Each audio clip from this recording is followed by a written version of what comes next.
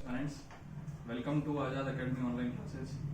कल के लेक्चर में हमने देखा था कि फिजिक्स क्या होती है। फिजिक्स का इंट्रो हमने देखा था कि जैसे नेचर में जो भी घटनाएं होती है, जो भी घटनाएं या जो भी फिनोमेना होती हैं, उनको देखते हैं। फिजिसिस्ट हो गए या फिर जो भी बड़े हमारे जो गणितज्ञ हो गए, वो देखते हैं उनको और ऑब्जर्व करते हैं और उनसे कुछ लॉज डिड्यूस किए जाते हैं। फिर वही लॉज को एक्सपेरिमेंट कर करके देखा जाता है कि वो लॉ हर जगह सही बैठ रहे हैं या नहीं बैठ रहे हैं। अगर कुछ गलत होता है तो मॉडिफाई करते हैं, अगर सही नहीं होता है तो फिर वापस से उन लॉज को अमेंड किया जाता है और फिर उन्हीं लॉज को आगे काम में ले करके कुछ ऐसे इंस्ट्रूमेंट्स बनाए जाते हैं जो मैनकाइंड के लिए, मानवता के लिए हित में जाए। इसी ब्रांच को हम इंजीनियरिंग कहते हैं। तो फिजिक्स में अपना काम ये होगा कि अपने अभी जो प्रकृति के जो नियम हैं वो हम लोग अभी देखेंगे, पढ़ेंगे उनको। तो उनके लिए आज का एक सबसे बेसिक और काफी फंडामेंटल लेक्चर होने वाला है, जो कि हम देखेंगे यूनिट्स एंड डायमेंशन। आज हम लोग स्टार्ट कर रहे हैं। तो आप देखें कि यूनिट्स एंड डायमेंशंस का जो आइडिया है वो किस लिए आया हमारे पास में, कि जैसे आप एक बार के लिए मान लीजिए कि कोई भारी चीज है, जैसे एक हाथी मान लें और एक जो है गोट ले लें, बकरी ले लें। तो अपने को ये इतना पता है कि जो हाथी जो है वो बकरी से भारी होने वाला है। तो अब एक तरीके से हम लोग सिर्फ इतना बता सकते हैं कि कौन सी चीज भारी है और कौन सी चीज हल्की है। हमारे पास एक क्वालिटेटिव एनालिसिस है, क्वांटिटेटिव एनालिसिस नहीं है। हम लोग बस इतना बता पा रहे हैं कि कौन भारी है और कौन जो है वो कंपेरेटिवली हल्का है। तो अब हम लोग जब प्रकृति के और नेचर के जब लॉज को स्टडी कर रहे हैं तो हमें एक प्रिसाइज नंबर चाहिएगा। तो आप एक जैसे देखेंगे, अभी एक एग्जांपल के तौर पर ले लेंगे, एक मोटा आदमी है और एक पतला आदमी है, दोनों की हाइट लगभग सेम है।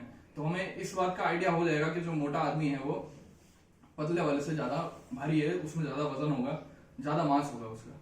लेकिन हमें इस चीज का आइडिया तब तक नहीं लग पाएगा जब तक हम गणित का सहारा नहीं लेंगे कि वो उसका पतले वाले का जो भार है वो मोटे वाले से कितना गुना कम है या कितना गुना ज्यादा है। तो इसके लिए हमें यूनिट्स की जो है सहायता हमें लेनी पड़ेगी। इसी तरह से अपने अगर देख लें कि अभी जैसे हम यहाँ पे बीकानेर में हैं, जहाँ पे आप रहते हैं या कहीं पे भी आप रहते हैं, तो आपको एक चीज का आइडिया होगा कि आपके घर से कोई चीज, आपके घर से कोई दूसरी जगह की जो डिस्टेंस है वो कितनी दूरी पर है, ये बात आपको पता होगी। लेकिन आप मान लें कि आपका कहीं ट्रांसफर हो जाता है, जब कोई जॉब वगैरह लग जाती है और आपको साइन वगैरह देखना आता है, मतलब अगर आपको आइडिया नहीं है अगर कि 15 मीटर कितना है और 15 किलोमीटर कितना है, अगर इन यूनिट्स का आपको आइडिया नहीं है तो आपको बहुत ज्यादा तकलीफ होगी ट्रेवल करने में। जैसे आप मान लें एक बार के लिए कि जैसे आपको 15 किलोमीटर के लिए ट्रेवल करना है, तो आप या तो टैक्सी का सहारा लेंगे या कोई कार का सहारा लेंगे। अब यही आप मान लें कि आपको साइन में लिखा हुआ दिख रहा है कि 15 मीटर है, तो आप फिर वहां पे पैदल चल के भी जा सकते हैं। लेकिन अगर कहीं 500 किलोमीटर लिखा हुआ है और आपको कुछ अंदाजा नहीं है, आपको ऐसे लगे कि 500 किलोमीटर करीब ही है मेरे, तो फिर आप तो पैदल निकल जाएंगे, तो वो आपके लिए तकलीफ वाली बात हो जाएगी। तो यूनिट्स की महत्वता बहुत है, बहुत ज्यादा इंपॉर्टेंस है यूनिट्स की। तो इसलिए हम लोग जो यूनिट्स हैं उनको पढ़ते हैं, उनका अध्ययन करते हैं। तो एक कंट्री है जहां पे एक बॉडी है, एक इंस्टीट्यूशनलाइज्ड एक बॉडी है जिसका नाम है CGPM। तो हम ये चीज देख चुके हैं कि यूनिट्स की इंपॉर्टेंस क्या है। इसको देख करके हम हमारे फैसले लेते हैं कि यहाँ से कोई ग्राउंड में जा रहे हैं तो फिर हम पैदल जाएंगे या फिर कोई बाइक से जाएंगे।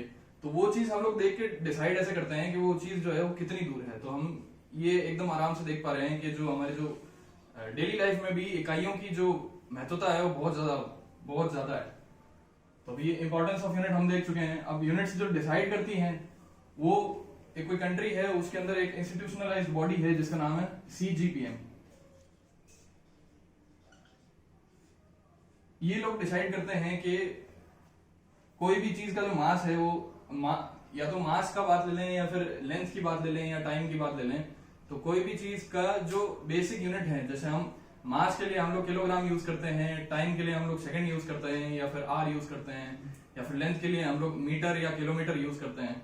तो ये डिसाइड करना कि ये इतना मीटर है या फिर ये आधा मीटर है या जितना भी है, ये डिसाइड करना ये बॉडी यूज करती है। इन लोगों ने मान करके रखा है। इनके भी कुछ क्राइटेरिया थे कि इन्होंने कैसे कैसे किसको मीटर माना है, किसको किलोमीटर माना है। तो वो चीजें अपने लिए इंपॉर्टेंट नहीं है, लेकिन अपने को बस इतना ध्यान रखना है कि 1 मीटर की डेफिनेशन हर जगह पे, हर कंट्री में, हर वर्ल्ड के कोई भी कोने में 1 मीटर उतना ही रहेगा जितना इंडिया में, जितना अमेरिका में, जितना ऑस्ट्रेलिया में। तो वो हर जगह सेम रहेगा। और वो जो डिसाइड जो होता है वो डिसीजन इस बॉडी द्वारा लिया जाता है, CGPM द्वारा। क्यों लिया जाता है ऐसे? क्योंकि अगर आप समझें इस बात को कि जैसे कोई एक कंट्री में अगर कुछ अध्ययन किया गया, कोई रिसर्च की गई है, तो फिर जब दूसरी कंट्री से जब हम रिजल्ट्स वगैरह मैच करेंगे और उनकी यूनिट्स कुछ और हुई, उन्होंने कहा कि हम तो 1 मीटर इतना मानते हैं, अब हमने बोल दिया कि हम 1 मीटर यहाँ से लेके अपने फिंगर के टिप तक मानते हैं, तो फिर काफी ज्यादा कंफ्यूजन हो जाएगा। इसलिए एक ये जो बॉडी है हमारी, ये बस इतना डिसाइड करके रखती है कि 1 मीटर कितना होता है, या जो हमारी जो बेसिक जो यूनिट है, जैसे लेंथ हो गया या मास हो गया या टाइम हो गया, इनकी जो यूनिट्स हैं, ये लोग अब करते कैसे हैं वो अपना फिलहाल एक क्राइटेरिया नहीं होगा।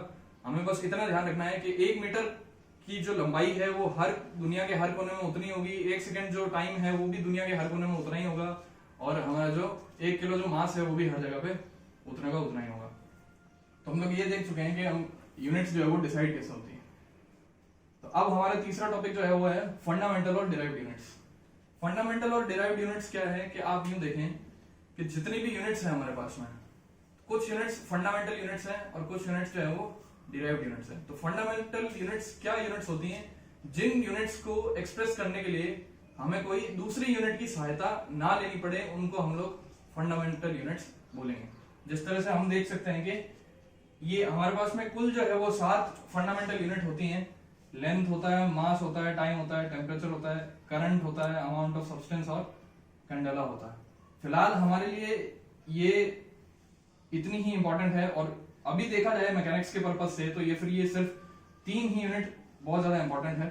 अब ये फंडामेंटल यूनिट्स क्यों है, इनका मैं आपको एक एग्जांपल दूं कि देखें, आप माने कि हमने लेंथ का जैसे हम मान चुके हैं, एक बार के लिए मान लेके 1 मीटर होता है, बेसिक यूनिट जो है हमने मानी है कि कहीं पे बोल दिया कि इतना जो है वो अगर 1 मीटर है तो वो हर जगह 1 मीटर ही होगा, वो चाहे ऑस्ट्रेलिया हो, चाहे चाइना हो, चाहे इंडिया हो, चाहे पाकिस्तान हो, कहीं भी जगह हो, वहां पे 1 मीटर मतलब इतना ही रहेगा, ये फिक्स्ड है। तो अब आप एक बार देखिए लिए देखेंगे, लेंथ को जैसे मैंने 1 मीटर मान लिया, मास को मैंने जैसे 1 किलो मान लिया, और टाइम मेरा 1 सेकेंड हो गया, ठीक है।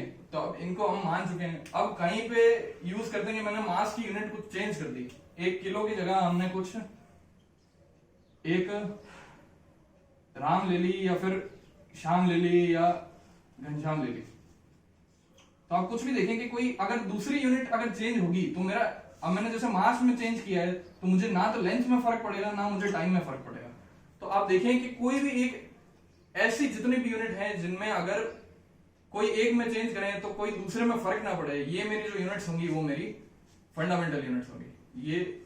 ये मेरी 7 फंडामेंटल यूनिट्स हैं। आप इनको देखें और लेक्चर पॉज करके आप लिख जरूर लें इनको।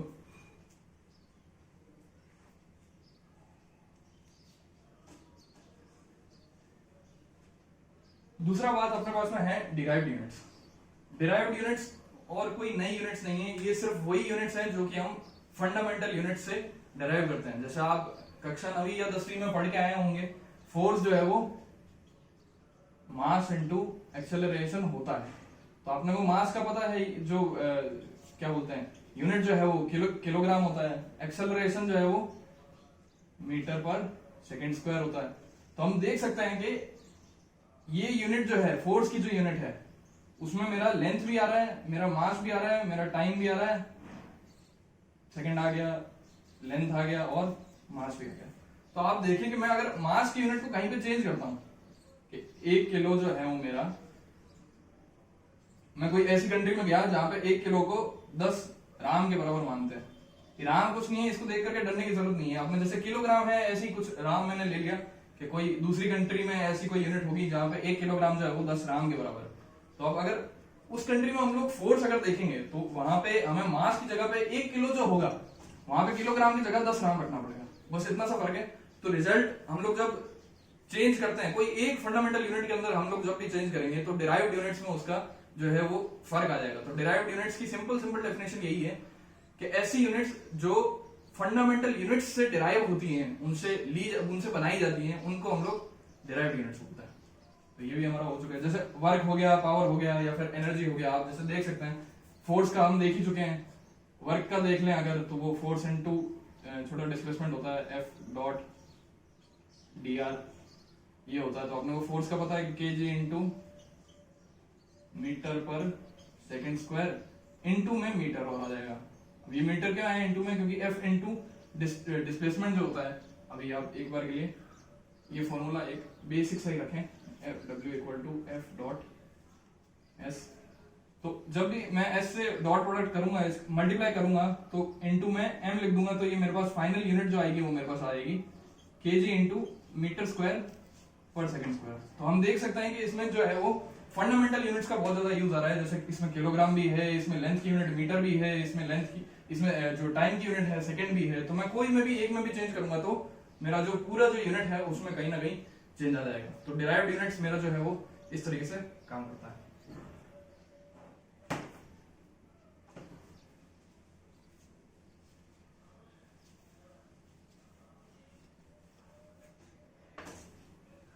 तब तक हम ये देख चुके हैं कि फंडामेंटल और डिराइव्ड यूनिट्स क्या था, यूनिट्स डिसाइड कैसे करते हैं, यूनिट्स की जो इंपॉर्टेंस है वो हम देख चुके हैं। अब एक चीज जो है वो डायमेंशंस है। तो डायमेंशंस हमें कैसे देखना है, एक ये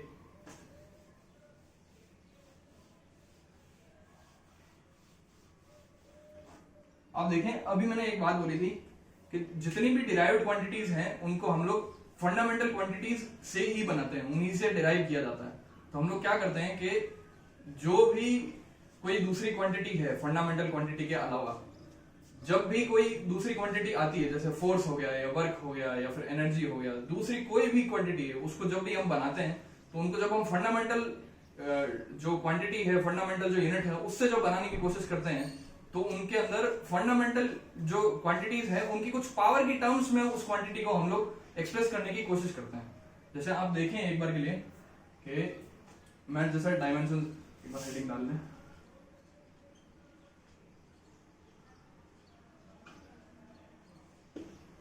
तो मैं क्या करूंगा कि मेरे को जैसे फोर्स मुझे पता है कि m इंटू ए होता है, एक्सेलरेशन होता है। तो आप देखें अभी ये पूरी तरह से फंडामेंटल में अगर हम लोग तोड़ेंगे, जैसे मैं इसको यूनिट्स में लिखने की कोशिश करूंगा, तो ये क्या होगा, किलोग्राम इंटू मीटर पर सेकेंड स्क्वायर। तो मैं देख पा रहा हूं कि जैसे ही ये इसको मैंने यूनिट्स में लिखा तो कुछ ना कुछ पावर में आएगा। जैसे अपने मास की जो पावर है वो देख सकते हैं हम लोग, किलोग्राम की पावर 1 है, इनटू में मीटर की पावर जो है वो भी 1 है, इनटू में सेकंड जो है उसकी पावर आप देखें, इसको मैं सेकंड स्क्वायर ना लिख करके इनटू में सेकंड की पावर -2 लिख सकता हूं। देखें क्यों लिख सकता हूं ऐसे, क्योंकि ये डिवाइड में जो है वो तो स्क्वायर है, ऊपर ले जाऊंगा तो वो पावर माइनस में चली जाएगी। तो ये मेरे एक तरीके से ये 1, ये जो मास का जो डायमेंशन है फोर्स के अंदर वो 1 है, और जो लेंथ का जो डायमेंशन है वो है मेरा 1, और टाइम का जो डायमेंशन है उसमें मेरा है वो -2 है। तो आप देखिए जब मास का जो डायमेंशन लिखते हैं तो उसको हम लोग कैपिटल M से शो करते हैं। लेंथ का जो डायमेंशन लिखते हैं, जो हमारा जो मीटर जो है उसको हम लोग L से लिखते हैं, ये केजी हो गया। टाइम का जब भी हम डायमेंशन लिखते हैं तो ये सेकंड हो गया, इसको हम लोग T से दर्शाते हैं। तो आप देखें इसमें जब हम लिखेंगे यहाँ पे तो M, और जब ये M, L और T लिखते हैं तो इनके यहाँ पे एक स्क्वायर ब्रैकेट बनाया जाता है। तो M की पावर जैसे 1 है तो 1 लिख दिया,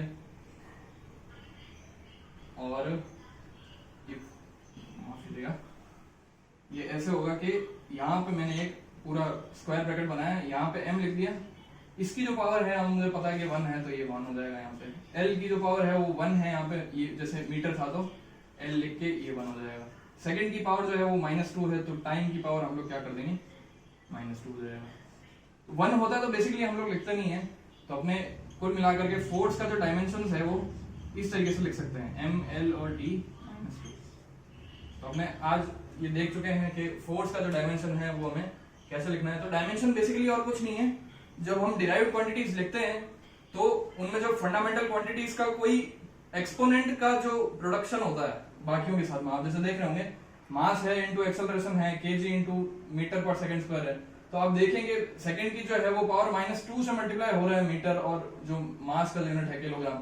तो फंडामेंटल क्वांटिटीज का जब स्क्वायर करके या फिर एक ही पावर में ऐड करते हैं या फिर कोई क्यूब करके फिर मल्टीप्लिकेशन करते हैं, तो वो जो पावर होती है, तो जो बेस का जो एक्सपोनेंट है उसको हम लोग डायमेंशन बोलते हैं, उस डिराइव्ड क्वांटिटी का, उस बेसिकली उस पर्टिकुलर फंडामेंटल क्वांटिटी के लिए। तो ये मेरा डायमेंशन होता है। आज हम लोग ने फोर्स का जो है वो डायमेंशन देख लिया, बाकी हम लोग डायमेंशंस के क्वेश्चन जो है वो अगली क्लास में करेंगे। अगर आपने अब तक इस चैनल को सब्सक्राइब नहीं किया तो आप जरूर सब्सक्राइब करें।